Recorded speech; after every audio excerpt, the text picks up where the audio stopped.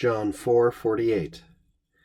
Dixit ergo Jesus ad eum, nisi signa et prodigia videritis, non creditis. Therefore Jesus said to him, unless you will have seen signs and wonders, you will not believe. This is Jesus' initial response to the Regulus, the official or magistrate in Galilee near Capernaum, who has just been asking him to come heal his son who's ailing. And there's not really a whole lot to comment here on in the Latin. We've seen these formulas of Jesus speaking and answering and replying and so forth before many times. We might note ad eum is a little odd. Normally we've been seeing ei, to him or to her, as the case may be. Ad eum is a little bit peculiar, but not unheard of in the Vulgate here, so that's something to note. Nisi, unless. This introduces a conditional sentence. This is not a particularly hard kind of conditional sentence. It's not a contrary to fact conditional sentence. It's not a should, would conditional or any of the sort of more advanced types that you will have learned.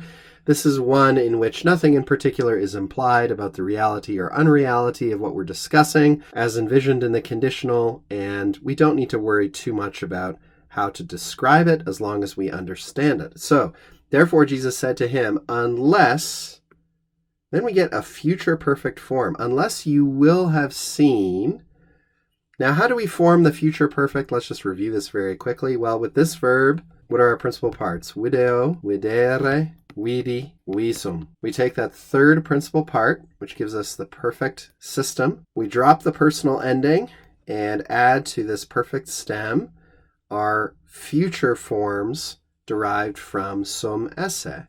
So, videro, videris, viderit, erimus, and so on down the chain until we get to eritis, videritis. You will have seen. Unless you will have seen, unless you will have arrived at a point where you feel satisfied that you've seen what? Miracles, right? Signs and wonders. These are key words in the Gospel of John. We'll see them again. Unless you see these things, you do not believe. Unless you will have seen these things, you do not believe.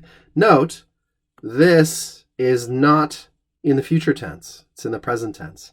Now, some manuscripts of the Vulgate do admittedly differ here, and some do actually show an E indicating the future tense. But what we've got in our text, as reconstructed as close as we can to the oldest version of the Vulgate, we've got creditis.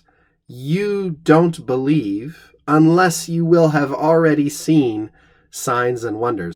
It's not hypothetical. It's like a statement of fact. And so it ends up being a very strong assertion on Jesus's part.